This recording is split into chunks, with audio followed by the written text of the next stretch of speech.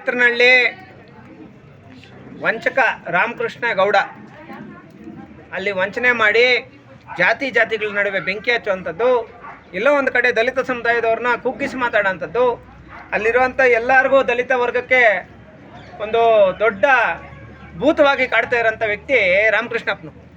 ಇಲ್ಲಿ ಕ್ಷೇತ್ರನಹಳ್ಳಿ ಗ್ರಾಮದಲ್ಲಿ ನಮ್ಮ ಹುಡುಗ ಸುದರ್ಶನ್ ಅನ್ನೋರನ್ನ ಹೊಡ್ಸಿದ್ರು. ಯಾವ ಥರ ಹೊಡ್ಸಿದ್ರು ಅಂದರೆ, ಅವನೇನೋ ಪಾಪ ಕಷ್ಟಪಟ್ಟು ಒಂದು ಸೆಲ್ಫಿ ವಿಡಿಯೋ ಮಾಡಿಬಿಟ್ಟವನೇ. ಆ ವಿಡಿಯೋದಲ್ಲಿನೂ ಎಲ್ಲ ರೆಕಾರ್ಡ್ ಆಗೈತೆ. ಏನೋ ನನ್ನ ಮಕ್ಕಳೇ, ನೀವು ದೇವಸ್ಥಾನಕ್ಕೆ ಒಳಗೆ ಹೋಗಿದ ತಕ್ಷಣ ನೀವೇನು ದೊಡ್ಡ ಗಂಡಸ್ರೇನೋ, ನೀವೆಲ್ಲಿ ನಿಮ್ಮ ಜಾತಿಯಲ್ಲಿ ನಮ್ಮ ಜಾತಿಯಲ್ಲಿ ಅಂತೆಲ್ಲ ಮಾತಾಡೋರಿ. ಆದರೆ ಆ ವ್ಯಕ್ತಿ ಮೇಲೆ ಅಷ್ಟು ದೊಡ್ಡದಾಗಿ ಅಲ್ಲೇ ನಡೆದ್ರೆ ಇಲ್ಲೇನಾಗೈತಂದರೆ, ಅವ್ನು ಕಂಪ್ಲೇಂಟ್ ಕೊಟ್ಟರೆ ಅದಕ್ಕೆ ಸಂಬಂಧಪಟ್ಟ ಕೌಂಟ್ರ್ ಕಂಪ್ಲೇಂಟ್ ಕೊಟ್ಟವ್ರು. Counter FIR ನಡೆದೈತೆ.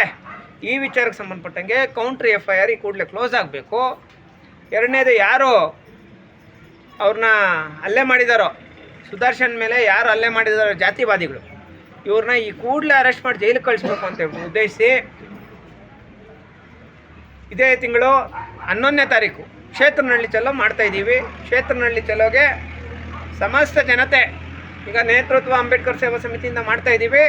ಆದರೆ ಸಮಸ್ತ ಜನತೆ ಈ ಒಂದು ಹೋರಾಟದಲ್ಲಿ ಭಾಗವಹಿಸಿ ಅಲ್ಲಿರೋಂಥ ಜಾತಿ ಭೂತಗಳನ್ನ, ಅದರ ಒಂದು ಅಟ್ಟಹಾಸನ ಮಟ್ಟ ಹಾಕೋ ಒಂದು ಕೆಲಸನ ಅಂಬೇಡ್ಕರ್ ಸೇವಾ ಸಮಿತಿ ನಮ್ಮ ಜಿಲ್ಲಾಧ್ಯಕ್ಷರಾದಂತಹ ಕಾಂತರಾಜ್ ಅವ್ರ ನೇತೃತ್ವದಲ್ಲಿ, ಹಾಗೂ ನಮ್ಮ ಕಾನೂನು ಸಲಹೆಗಾರರು ಮತ್ತು ಅಂಬೇಡ್ಕರ್ ಸೇವಾ ಸಮಿತಿ ವಕೀಲರಾದಂತಹ ಹರೀಶ್ ಅಣ್ಣ ಅವ್ರ ನೇತೃತ್ವದಲ್ಲಿ, ನಮ್ಮೆಲ್ಲರ ನೇತೃತ್ವದಲ್ಲಿ ಈ ಒಂದು ಬೃಹತ್ ಹೋರಾಟ ನಡೀತಾ ಇದೆ.